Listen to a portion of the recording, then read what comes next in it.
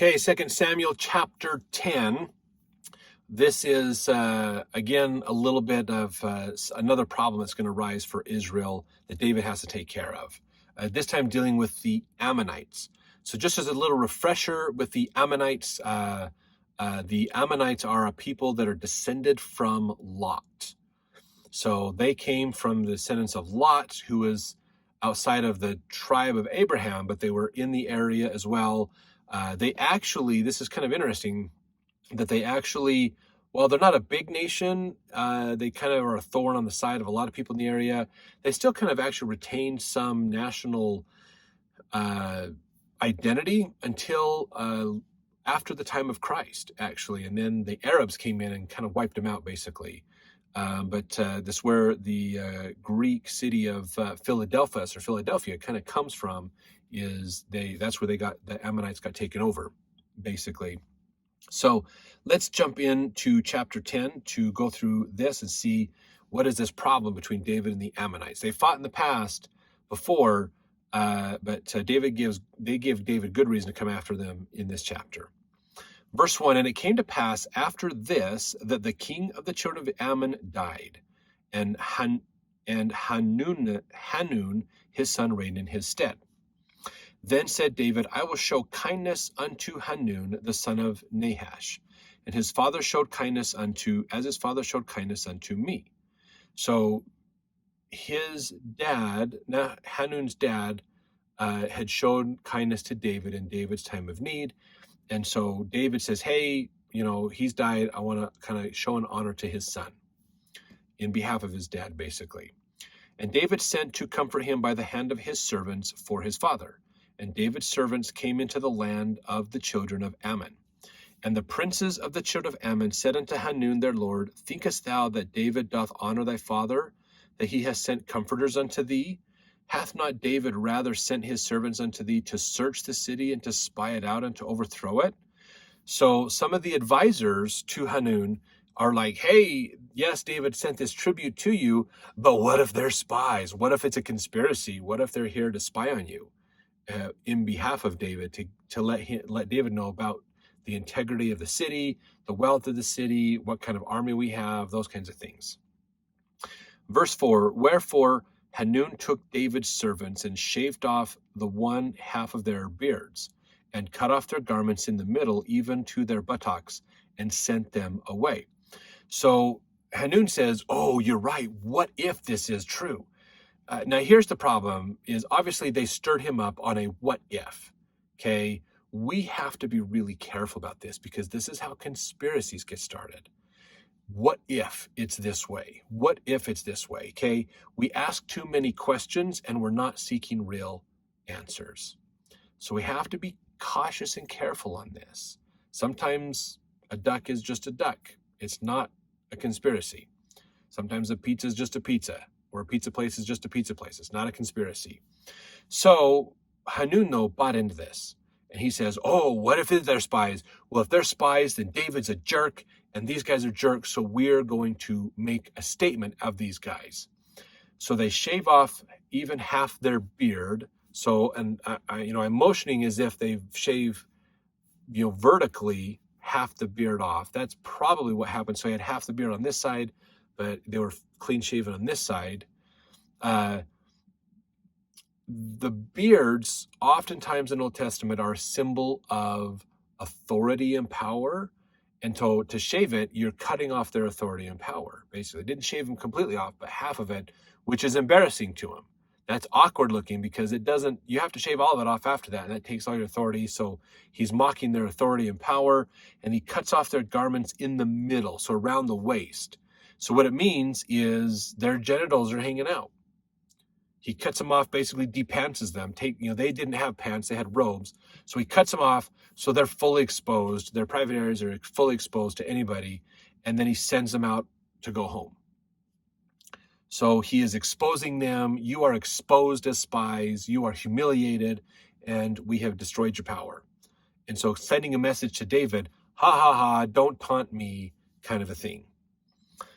Verse 5, when they told it unto David, he sent to meet them. So he's bringing the servants in. because the men were greatly ashamed. And the king said, tarry at Jericho until your beards be grown, and then return.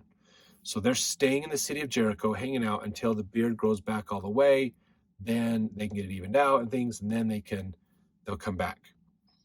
Verse 6, and when the children of Ammon saw that they stank before David, meaning when they realized that David hates him now, basically, the children of Ammon sent and hired the Syrians of Beth Rehob and the Syrians of Zobah, 20,000 footmen, and of King Maacah 1,000 men, and of Ishtob 12,000 men. And when they heard of it, they sent Joab and all the hosts of the mighty men. He sent. So they're going, oh, David hates us now. He really despises us. We're going to arm ourselves. We're going to protect ourselves, build up this army with our neighbors. David's like, oh yeah, I'm sending my army after you now. So he sends his army out. Verse 8, and the children of Ammon came out and put the battle in array at the entering in of the gate. And so the beginning entrance to the city, basically. And the Syrians of Zobah and Rehob and Ishtob and Maacah were by themselves in the field. So they're the backup. When Joab saw that the front of the battle was against him before and behind, he chose of all the choice men of Israel and put them in array against the Syrians. So they're fighting at the gates of the city, basically, for the Ammonites. And they had put the Syrians outside. So now Joab realizes we've been ambushed. That we're fighting Hanun and his army at the gate of the city. They've come out to fight us there, but now the Syrians that they've aligned with are coming around behind us to flank us. We're being ambushed, basically. So he has to reform his line and split his military to fight on two fronts, basically, is what Joab's having to do. Verse 10, and the rest of the people he delivered into the hand of Abishai, his brother, that he might put them in array against the children of Ammon. So Joab says, Abishai, you take your men, fight towards Ammon, their city. I'm going to take the rest of the men, and we're going to go over here and fight the Syrians. Verse 11, and he said, if the Syrians be too strong for me, then thou shalt help me. But if the children of Ammon be too strong for thee, then I will come to help thee. So reminding, hey, if you start to overrun, let me know, and I'll shift more resources your direction. Verse 12, be of good courage, and let us play the men for our people, and for the cities of our God, and the Lord do that which seemeth him good. So he's saying, let's be men of honor, let's fight to the death, let's do our best, and God will take care of us or not. God will let his will be done. Verse 13, and Joab drew nigh, and the people that were with him, unto the battle against the Syrians, and they fled before him. And when the children of Ammon saw that the Syrians were fled, then fled they also before Abishai, and entered into the city. So Joab returned from the children of Ammon and came to Jerusalem. So basically they fought. Joab moved his army over to fight the Syrians. The Syrians started losing, so they retreated. They got out of there. The Ammonites saw, oh crap, our plan, the Syrians are leaving. We can't fight Israel ourselves. There's no way.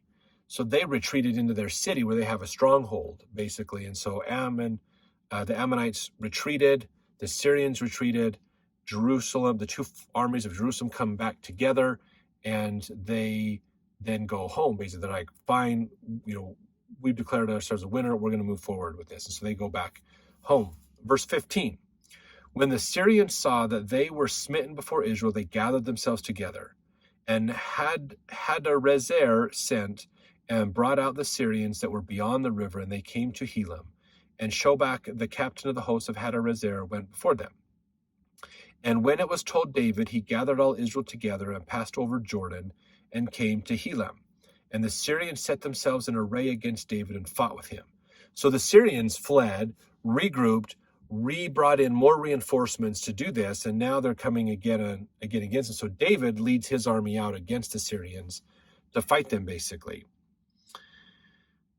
Verse 18, and the Syrians fled before Israel. So this is, again, the second one. And David slew the men of 700 chariots of the Syrians and 40,000 horsemen, and smote Shobach, the captain of their host, who died there.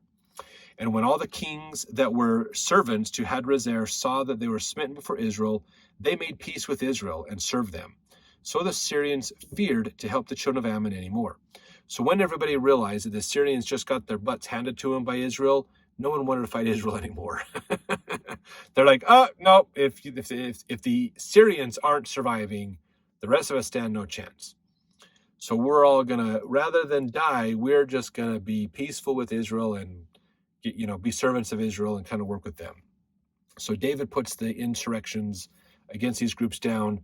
And it's interesting, again, like what Hanun did, he listened to a conspiracy and it caused a war to happen and a lot of people to die.